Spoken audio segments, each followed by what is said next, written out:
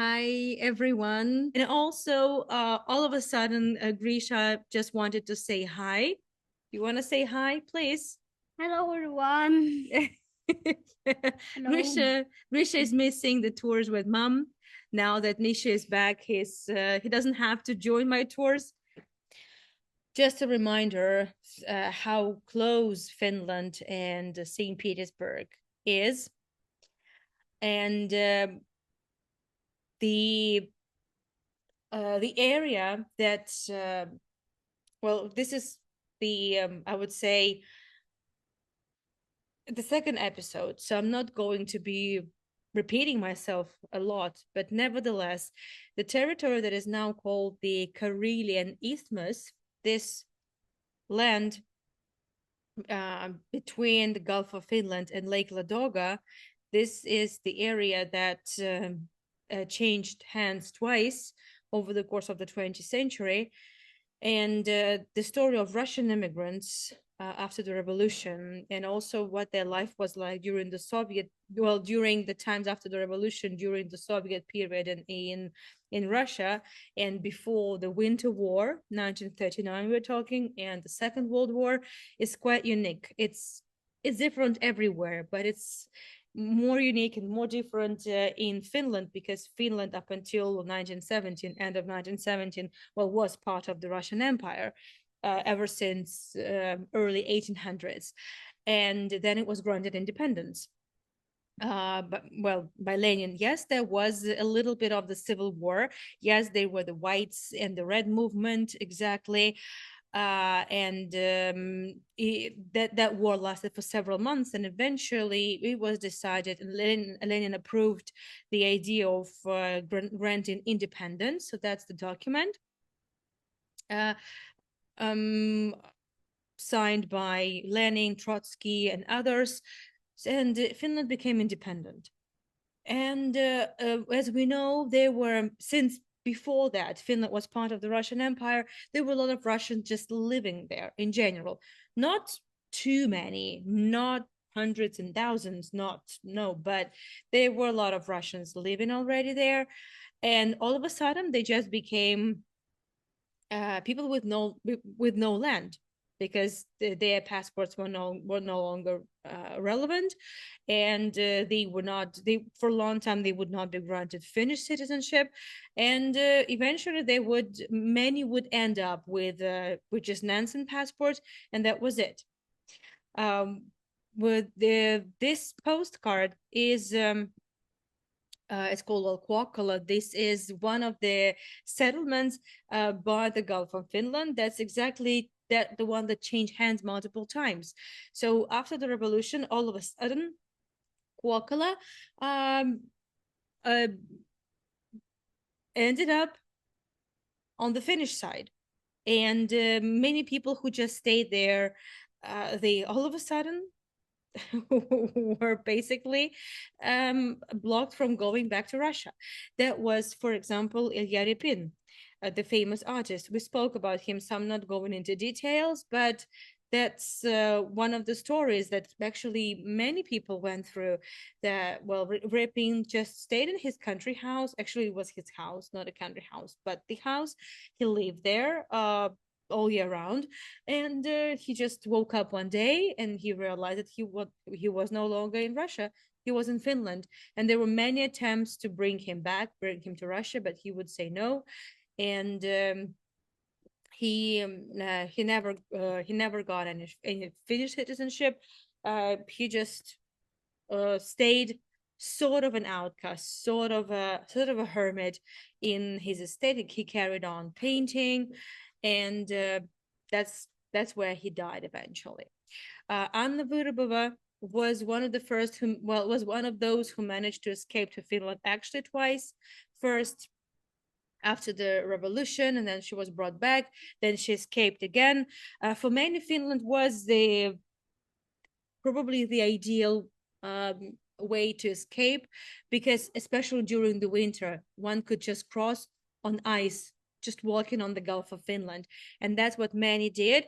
And Anna Vyrubova, who was the lady in waiting to former Empress Alexandra Fedorovna,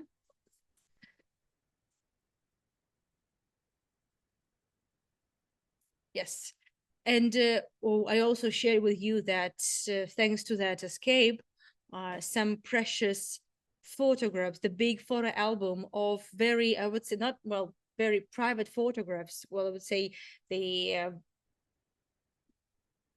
mm, that would not really be shown on public, that would never be released in public, were safe from the Bolsheviks, and we only learned of them some 30 years ago.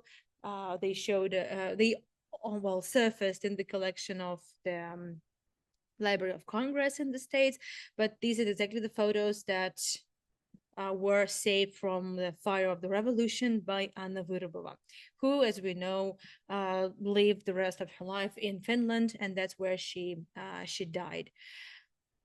So, who were other people? We spoke a lot about the town called Vyborg or Vyborg. We spoke about Vyborg, that was the second biggest town in Finland, and it became even during the imperial times. Well, even in the imperial times, it was a little bit of a more sleepy hollow, but after the Finland got its independence, it became the thriving center in Finland. It was the fastly developing town, and it was the hub of trade and commerce because of the port as well.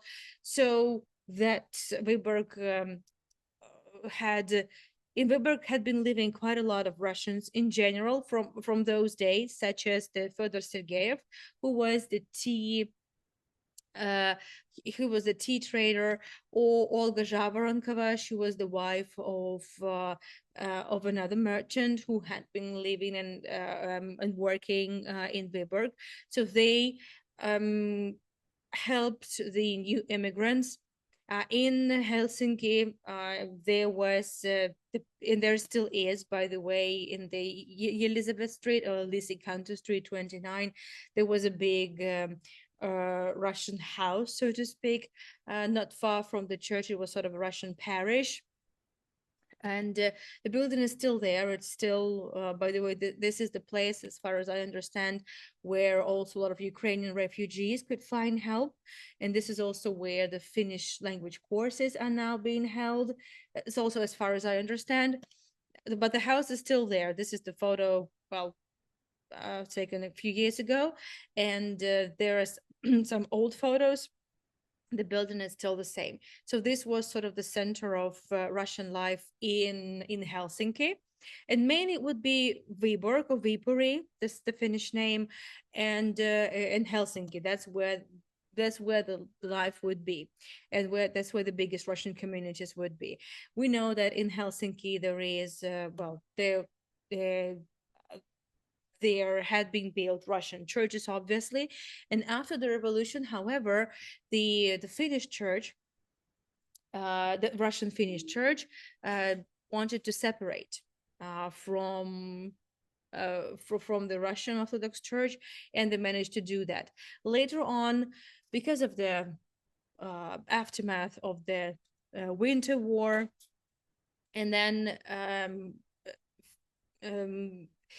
they and afterwards, and after the Second World War, there would be changes made, and eventually the several the one church eventually would start reporting to the Moscow Patriarchate, would become part of the Moscow Patriarchate, but the other church would remain independent and the autonomous. And speaking of what the life was like for Russians there, and when I say Russians, I mean just the subjects of the Russian Empire. So there would be the community would form quite quickly because there had already been a lot of Russians living there, and that's it didn't feel like a completely different, a completely foreign land. There would be a lot of charity events held to support the new immigrants, for sure. There would be different holidays. Everything would be celebrated, and well, there would be Russian restaurants and things done, well, let's say the Russian way. But it's important to understand that it was very much similar to Russians, but it wasn't the same for the Finns. So the Finnish, even though they lived relatively okay during the imperial period, however, it was still not independent country. And all of a sudden, so finally, Finland became free, and the immigrants who came after the revolution, yes, they were against the Bolsheviks, and the Finns were against the Bolsheviks because Finland immediately became the democratic country. But the people who came, they were clearly against the Bolsheviks, which meant they were pro-monarchy, and that meant that they didn't share the same opinion and same values with the Finnish. So that was an important thing to understand. So there wasn't really a so-called state program to help Russian immigrants like it was in Germany, like it was in Prague, with Turkey it's different, and with France it's also different. But it wasn't really such a thing. Nikolai Matrosov, this is the. It doesn't mean that there were no stories of success. It doesn't mean there was no story of kind of becoming a member of a Finnish society. No, it wasn't like that. For example, Nikolai Matrosov, he is one of those lucky St. Petersburgers that managed to escape just by walking on ice. And he was able to carry quite a lot with him. Money, some other items, some jewelry, and that's how he managed to open up a store. He sold colonial goods. He named his shop after himself, Matrosov, and also he eventually started to sell tickets and other stuff for the Russian immigrants. But as I said, it wasn't that easy. So because the Finnish society didn't really feel the same, and wasn't really sympathetic towards the Russian immigrants. So there was a different setting. However, Russians were a good workforce, and for everyone who has been to Finland, this name Arabia, this should mean something. I remember I was given some tea set with Moomins, of course. What else? And it was also made by Arabia, the big pottery factory. There was a great upheaval. Obviously, there was the great upheaval of patriotism, and there was a lot created during that period. A lot of this is the time when when Finland got nostalgic, and there was a great revoke of the old epic tales, like Kalevala epic tales and some Finnish folklore. And it's important to understand that before it became part of the Russian Empire, it was under the Swedish.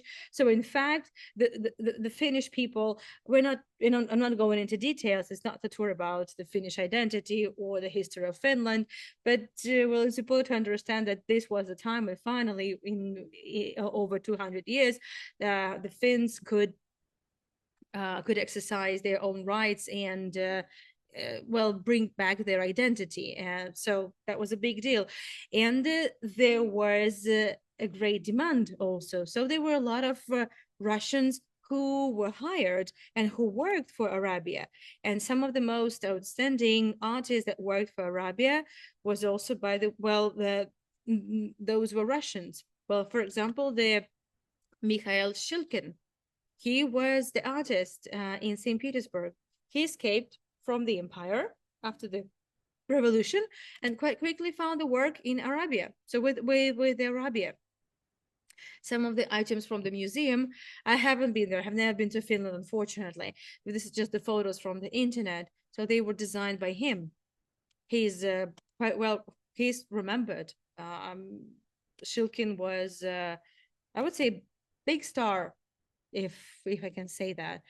He was known. His works were known. There were a lot of Russian workers in different in food factories and food manufacturers, and there was also a lot of work always in the port, and that's where all these people became really handy.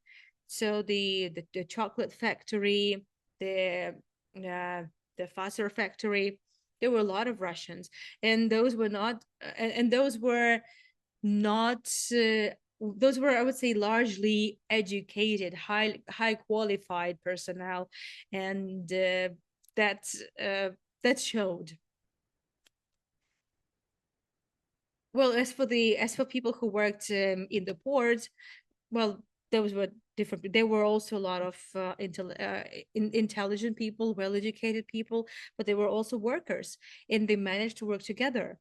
It wouldn't have been possible in St. Petersburg, but when you are an immigrant, all things, all norms that you were so used to no longer worked. And they learned to cooperate, and the workers of the port, they managed to earn enough money to eventually set up a business. So they created sort of an artel the next year, sort of a labor's union, and they, with the money they earned, they managed to open a small um, sewing factory, and they started to produce some clothes for women. Well, after work, where would people go? Well, not everyone, but those who could would go to Bellevue. This restaurant is still around, it's still there. And it was established also by one of those Russian immigrants. Bellevue, I think this is a very Russian name. But that was quite a typical name in Russia. A lot of residences, a lot of estates are called Bellevue, just a beautiful view. So I guess they were just not really that original. I haven't been there. This is the photos from the internet, and so it was established by Grigory Pavlov and a few other people. So he was in charge of this restaurant, and Bellevue became quite popular. And Pavlov himself became quite well. He uh, it's not like he struck it gold, but he uh, got well off quite quickly. And he, well, I translated it just with Google Translate. I'm not sure what this healthy cow and potatoes have to do with this. I think it's something else, but this is just kind of a small report in the newspaper about a party in the restaurant. So the restaurant, there was a party, and it was um, loud. Also, it was the time when there was the ban to sell alcohol, and obviously in a Russian restaurant you cannot sell alcohol. So eventually he was caught, and he spent yeah, so he was sent, at least he was Pavlov was at least sentenced to 6 months in prison for the illegal sale of alcohol. And well, after that he carried on with his business, and the business, well, the restaurant is still there. I'm not sure whether it's still a Russian restaurant, but at least several years ago it was quite proud of its clientele. And Pavlov, with his entire family, is here in the photo. So Pavlov was quite a respected member of the community. And whenever there was a big event, whenever there were some former Russian aristocrats that wanted a gathering, they would go to Bellevue. So that was one of the most posh places for Russian immigrants. So this is the photo taken in 2006. So it's just, well, at least in 2006, it was still a very I would say a very Russian restaurant. So as far as I understand, that's, I don't speak Finnish, but it looks like there is also a hotel and even a kind of a sort of a museum there. At least it's used to be. But it wasn't the only place, but this is just one that I would like to talk about.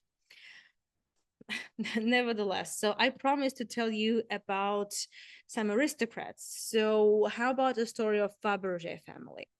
Well, we all know Carl Fabergé, the jeweler. We know that he stayed after the revolution for a few years and he escaped well later with some documents. He had connections with the foreign embassies, so eventually he managed to escape and at least carry some documents with him. But with regards to his children, like what happened to these children? Well, he had several sons, and Agathon, one of the sons, escaped with his brother exactly to Finland. They walked on ice.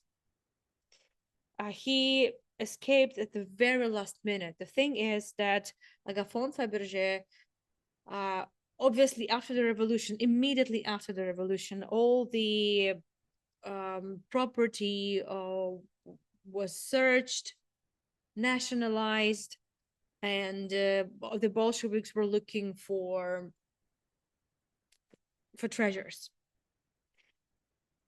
And Agathon was interrogated. He was subpoenaed to the let's say KGB office. At that time, it wasn't really KGB, but doesn't really matter. So the Extraordinary Committee office, and he was interrogated there. Then he was released, and he realized that that was probably his last chance to escape. So he escaped.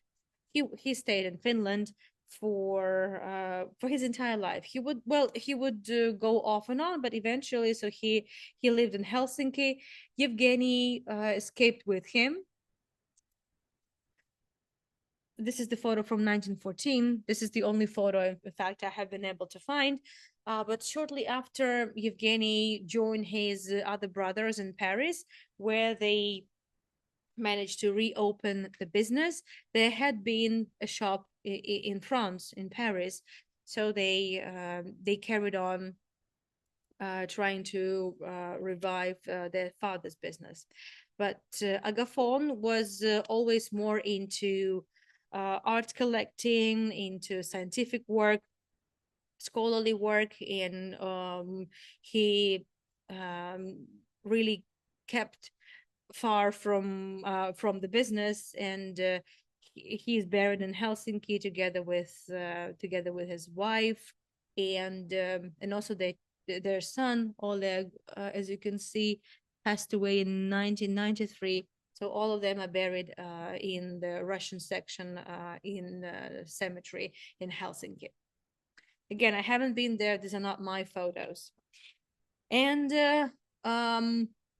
one of the clients, so speaking of the aristocrats, we will be talking more about Mannerheim, but as of now, we are speaking about the clientele of Bellevue. So Agathon Fabergé must have been one of the frequent visitors to Bellevue restaurant, and Bellevue was the favorite restaurant of Gustav Mannerheim as well.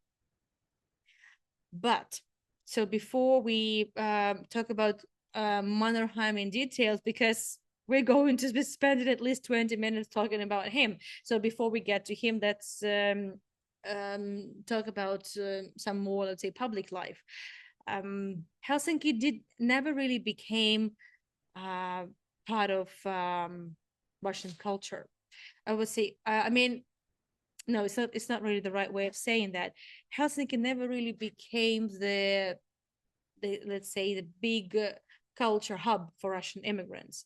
Not like Paris, not like Berlin, not even like Prague. Mainly again because there was not really that much support from the government, and there wasn't really much interest from the Finns. which is understandable, obviously. So eventually it would be, I would say, very local events. Well, one may say, okay, but Ilya Repin, one of the greatest artists of the time, so wasn't he a big center of well, wasn't he the center of the cultural life of Russian immigrants?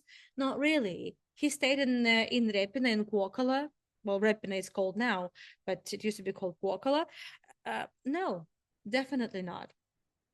So it was more like local events, local gatherings, and yes, obviously the Russian stars would be coming, such as well, there was even the Balalaika orchestra.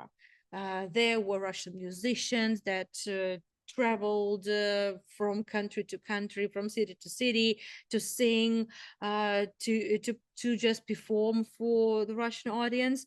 Yeah, that was like that. Well, Fyodor Shaliapin, who was the superstar of opera in the Russian Empire and outside of the empire, he visited quite often Bellevue, and he sang for the Russian immigrants. That's the photo. So yeah, there was cultural life, but it was quite local, I would say.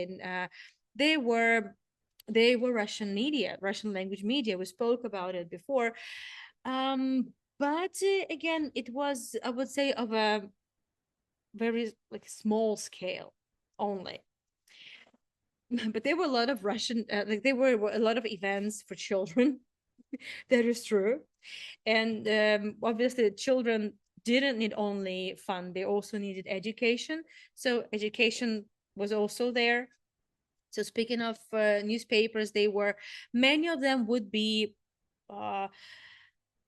There would be political newspapers too, but they would be less diverse, I would say. We will speak about politics, but most newspapers would be, I would say, quite neutral. It would be more on like everyday topics. There would be more just covering the everyday life of the community, and also news from, yeah, from home. So speaking of education, there were several Russian schools. So there is the Tabunov school, for example. Tabunov Tab, Tabun Tabunov school. Yeah, I think that's the best way of saying it. And that school it was the school for the Russian children. They started Finnish there. They spoke Russian there as well. And there was the both studies in Russian and in Finnish. There were a lot of events. Also, like Russian holidays will be celebrated. It's not like Russians felt their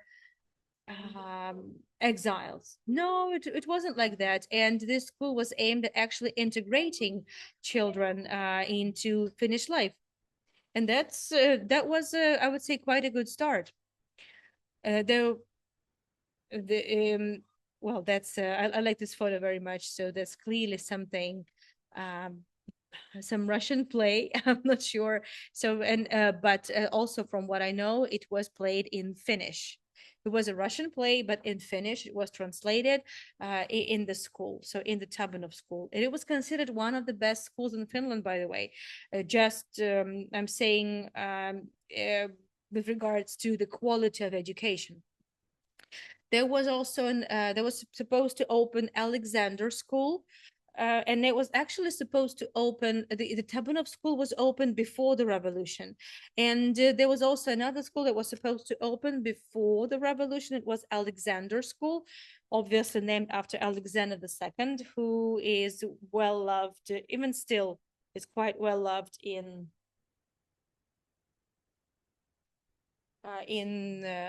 Finland, and there is still a monument to Alexander II in the heart of Helsinki, in the very center. So, but it took too long to finish the construction, so the school never really opened. And there is a natural history museum now in this building in the very center of the city. I think this is a very good way to use such a space.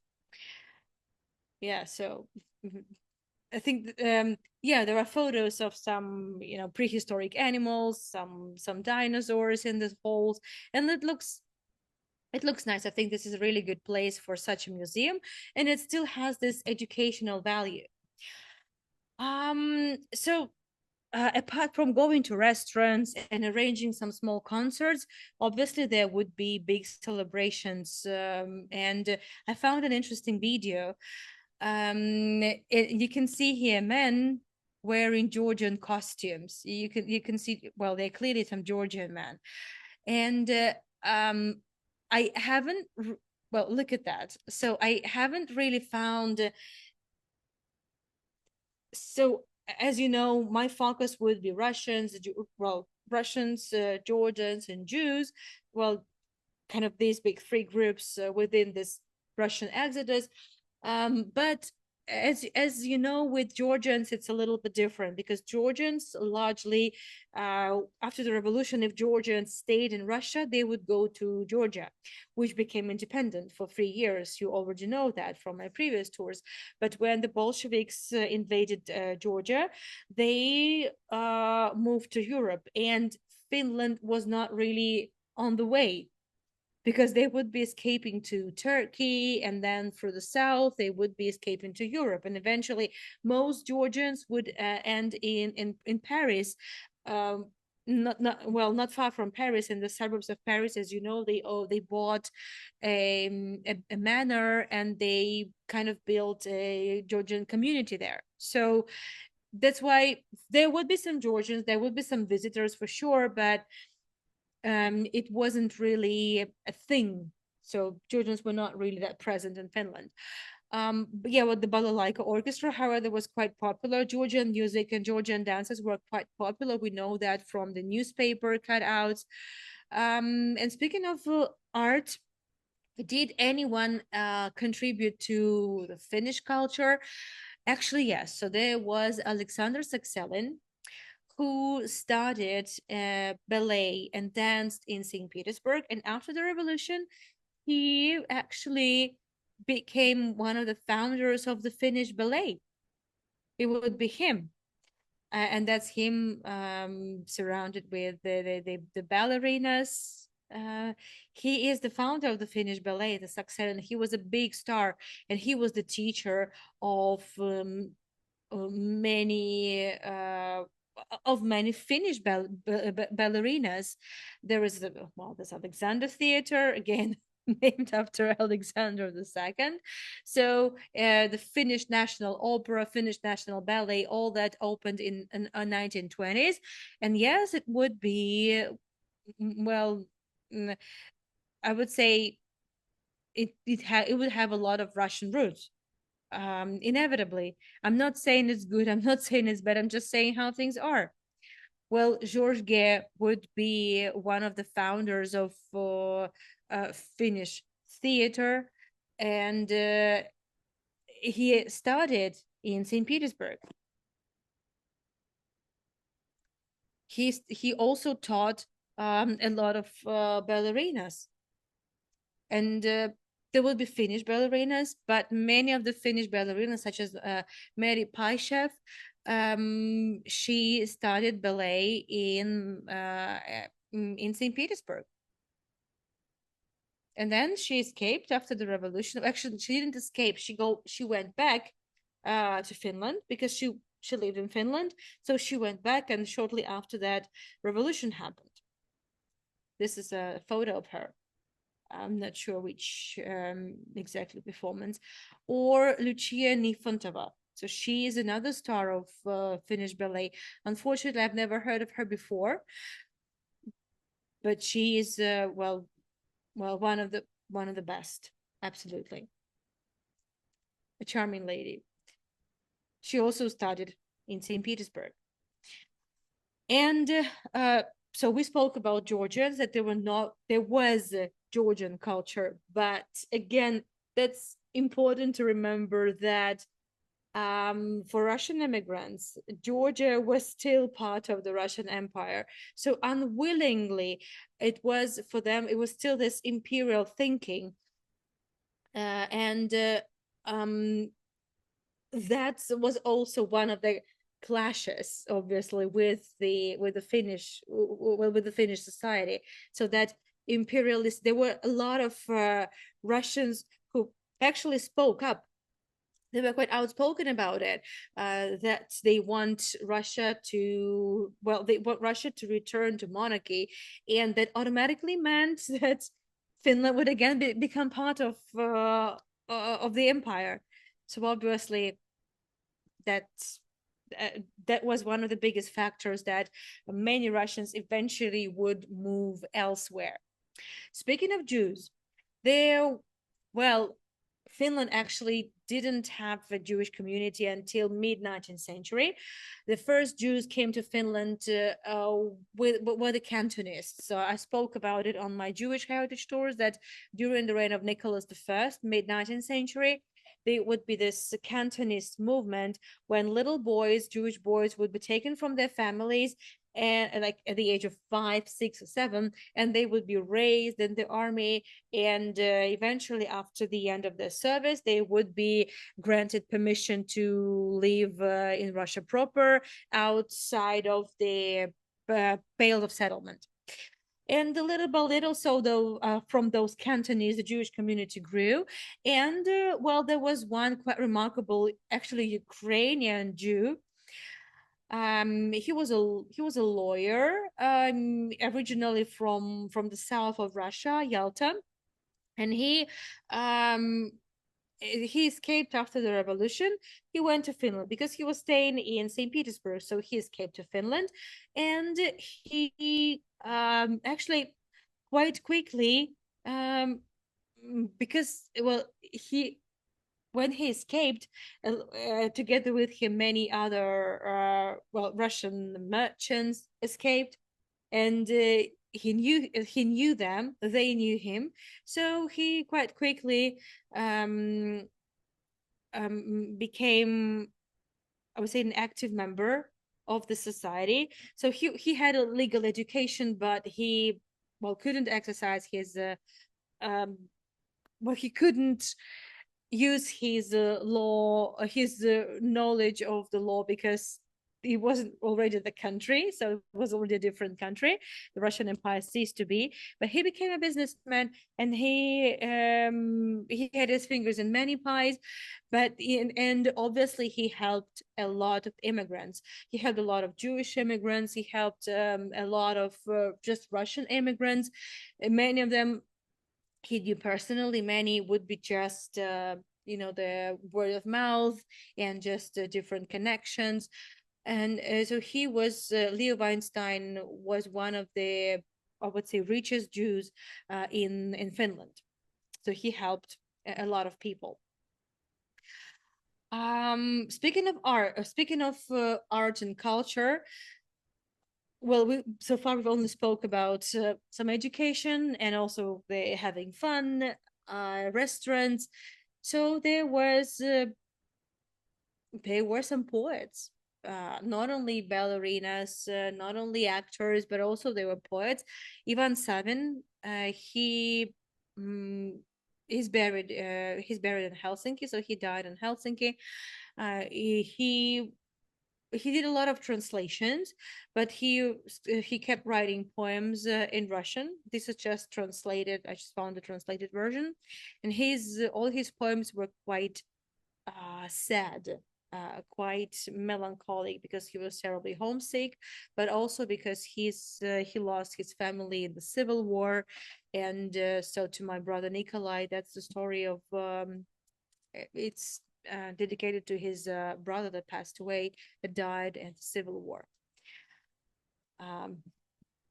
Well, just read one, probably just one verse. Sleep in peace, in sorrow unending, in this burning love and grief. I carry your child's body, defending it like a gospel made of blood and belief. So it's, well, just one of the examples, and another one. So Ivan Savin, he is sort of the voice of Russian immigrants in Finland. He's not known really outside of the country. He's not even known in Russia proper. However, he started his, like, first poems that he wrote he would write them in Russia, but they were quite different. So where God once walked and heaven sang, the sun once plowed the sacred land, but we, deceived by lies and flame, prepared a pyre, O land, your shame. Now cursed news fuels fire in you. We weep in blood year after year on this great wreck of pain and rue, while you, my homeland, disappear. Well, I think that's also pretty much understandable. So that's his grave. So he's buried also in the Russian cemetery. And I promised to speak about politics, right? So with the border to the USSR this far, this is actual photo of the border. So it was like that. Um, it's like 30 kilometers basically from St. Petersburg. That's how close the border was. It's well, it was only natural that that would be still a lot of politicized well, people. And but again, as I said, eventually neither Helsinki nor Viipuri became big political centers, and we know that most um, both monarchists and anti-monarchists eventually they would go to bigger countries. They would go to Germany, they would go to to France, mainly Berlin and Paris. But there were still some people that stayed, such as Severin Dobrovolsky. He's not really remembered largely in Russia, but so he was the general who served under Yevgeny Miller. I'm sure you remember him if you watched my Paris series. That so Miller was one of those um, high-rank White Army generals that was eventually abducted by the Soviet spies, who were Jews, by the way, and he was kidnapped and taken to the Soviet Union, where he spent several years in the KGB prison and then executed. So Dobrovolsky, well, escaped to Finland in the same way, and he stayed in Finland. He would go back and forth. Obviously, he kept in touch um, with the Russian Union, and he kept in touch with Miller.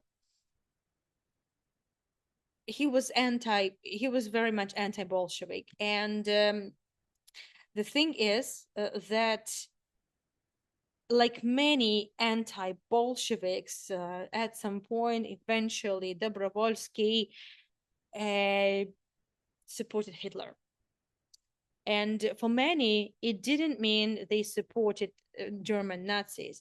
It was that it was this very much, I would say, very simple idea of enemy of my enemy is my friend.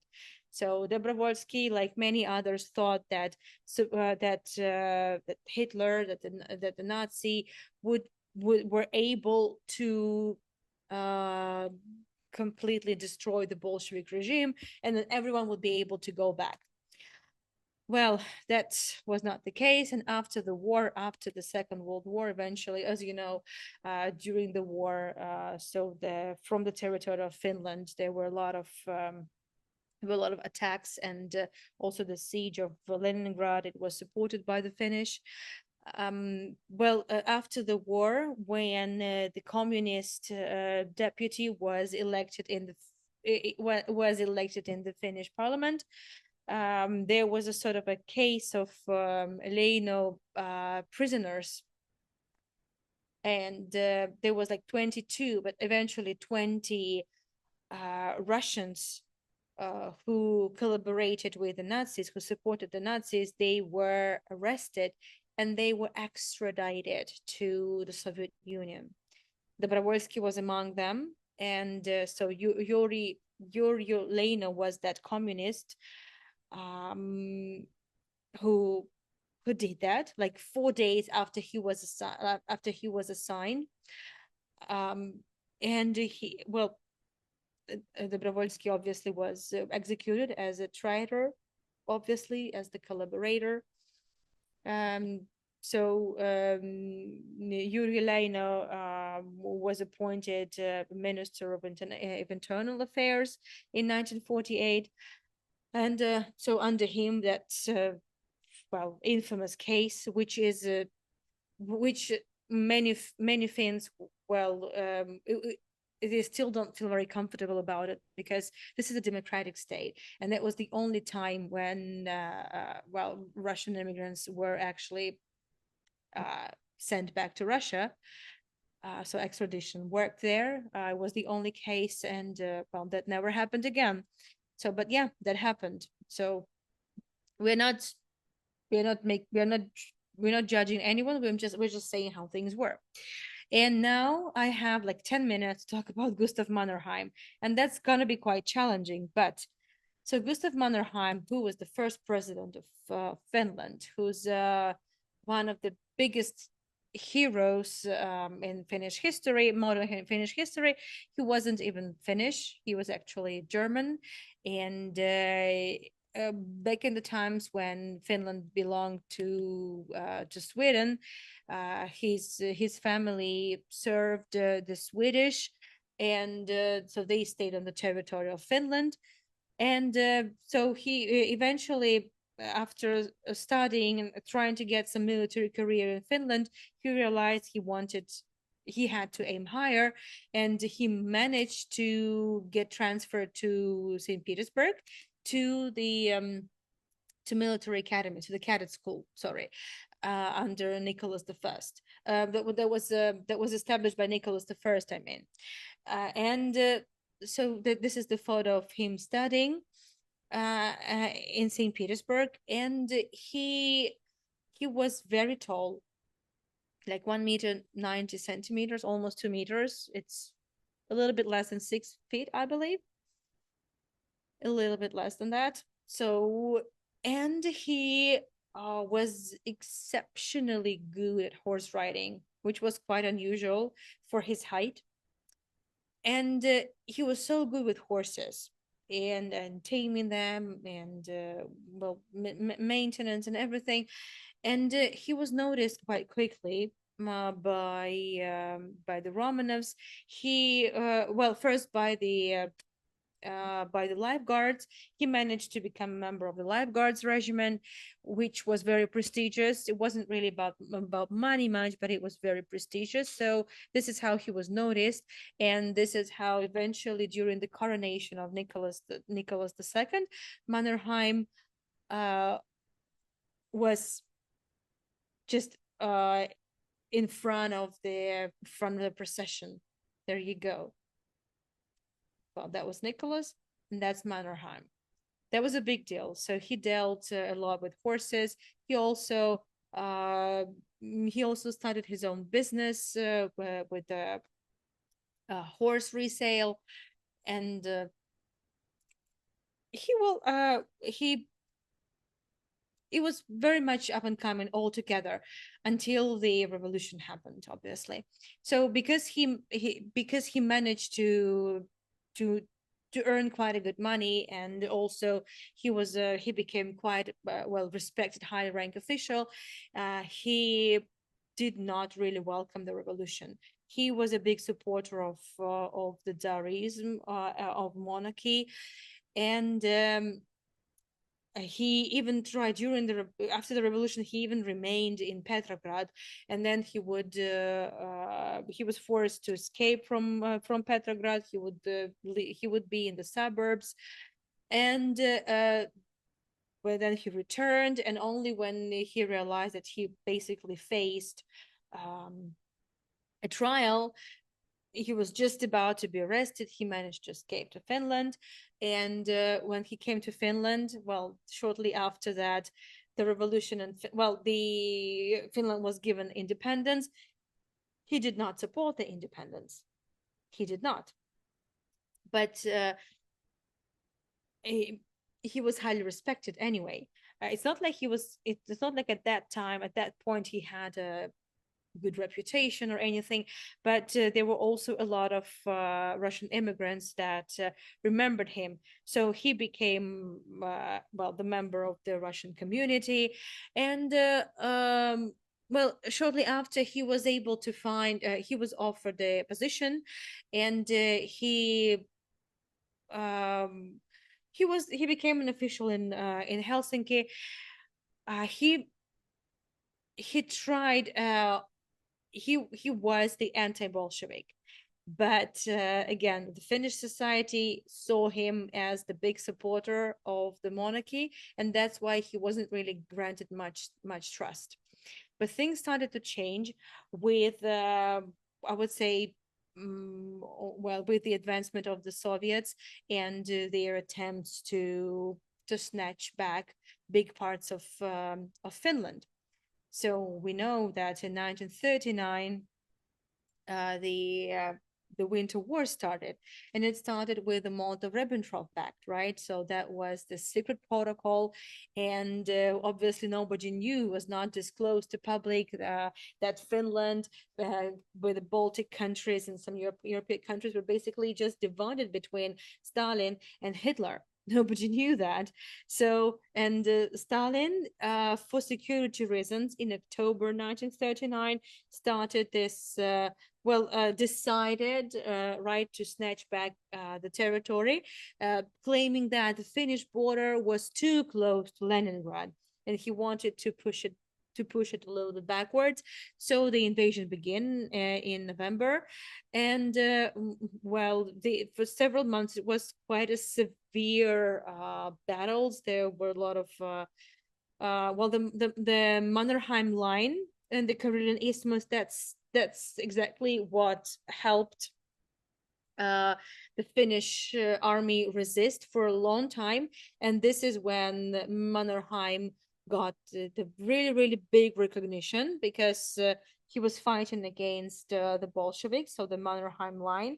But the thing is that the Mannerheim line, he started building the Mannerheim line way before, so let's say around 1937, 1938. So he kind of sensed that something was happening, that something was coming, and that information came through the different channels, including Severin, who further on would collaborate with the Nazis. So that information was coming, and obviously that also helped Mannerheim gain recognition in the Finnish society, gain respect, and the Mannerheim line worked really well, for some time. And then eventually the Moscow Treaty was signed in the 1940s, and the Finland lost some territories, such as Viipuri, for example, Vyborg. It up until the Second World War start, it became Soviet, and then this is just the chronicles of the Winter War. There are a lot of videos, by the way, from the Winter War, and the Winter War is still not really well studied in Russia, and probably never will. And it's not something that Stalin really liked to talk about.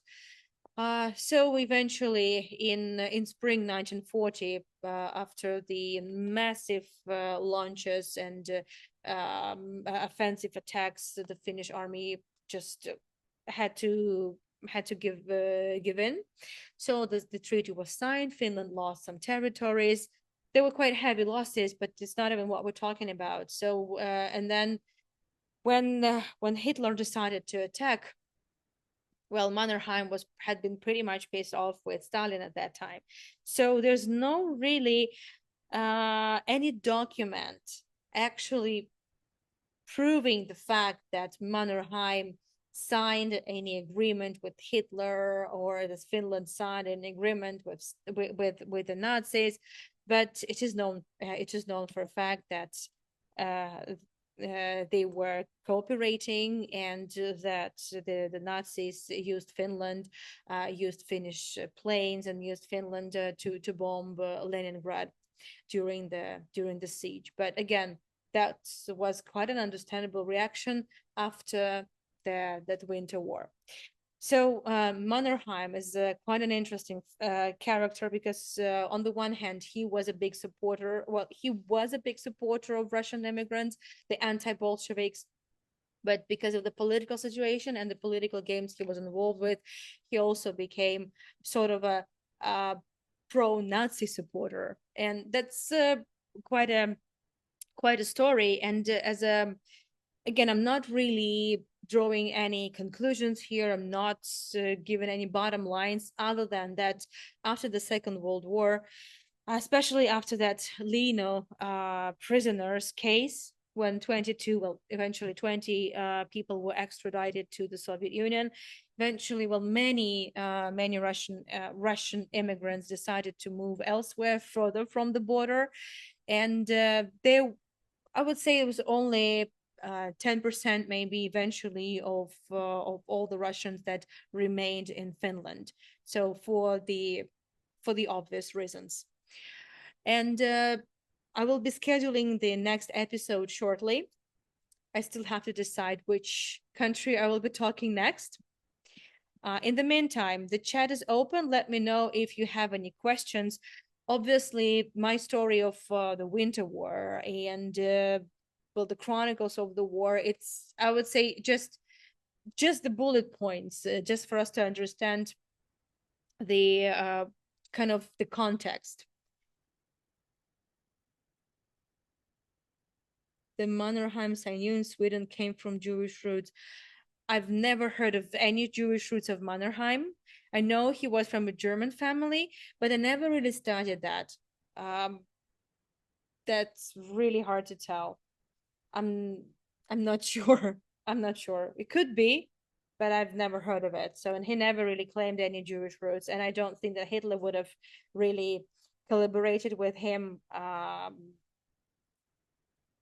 had he been Jewish. However, we know that Nazis didn't always know that they actually worked with the Jews. We know that also from, well, I spoke about it on my Jewish heritage tours of the Soviet Union.